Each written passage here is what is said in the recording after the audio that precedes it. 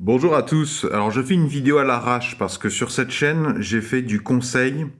J'ai essayé de véhiculer un maximum d'informations que j'ai acquises pendant mon doctorat ou après mon doctorat pour en faire bénéficier notamment les étudiants.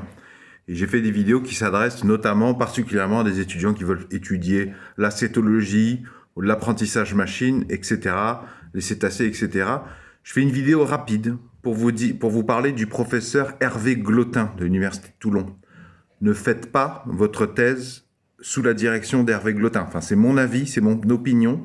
J'ai été doctorant d'Hervé Glotin.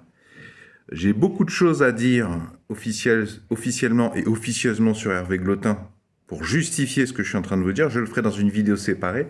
Là, pour ceux qui ont tissé une relation de confiance avec moi au travers de mes vidéos, et j'ai participé à l'essor d'une certaine manière de la connaissance en cétologie, traitement du signal, apprentissage machine. Je ne voudrais pas que vous soyez séduits par ce que vous trouverez d'Hervé Glotin sur YouTube et que vous partiez fleur au fusil en direction d'Hervé Glotin, surtout si vous voulez faire quelque chose, apporter vraiment quelque chose d'intéressant au domaine de l'écologie, mettre au point des outils opérationnels.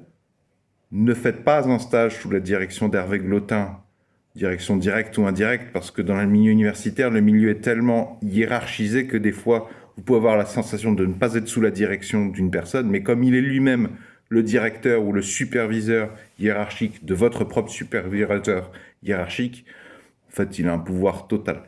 Ça, c'est propre au fonctionnement universitaire français.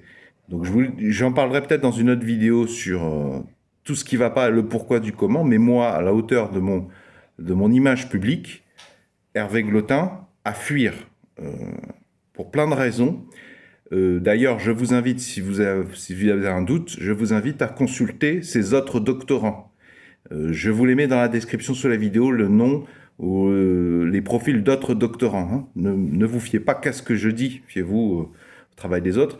Et attention, parce qu'il y a demandé leur avis aux gens qui travaillent encore avec Hervé Glotin sous un pouvoir hiérarchique marqué, ou qui sont obligés de travailler avec lui parce que il faut partie de la même équipe et qui sont obligés de répondre ensemble à des appels à projets, par exemple. Il y a une différence entre demander à ces gens-là et demander à des gens qui ne travaillent plus avec lui, qui n'ont plus de dépendances socio-économico-hiérarchiques. Voilà. Donc choisissez correctement, réfléchissez. D'ailleurs, c'est une technique très très utile quand on cherche un directeur, n'importe quel directeur de thèse, c'est valable d'aller prendre un contact officieux avec ses anciens doctorants ou ses doctorants actuels, mais dans un contexte protégé, où ils puissent parler librement sans avoir des conséquences que ça pourra avoir sur leur vie. Voilà.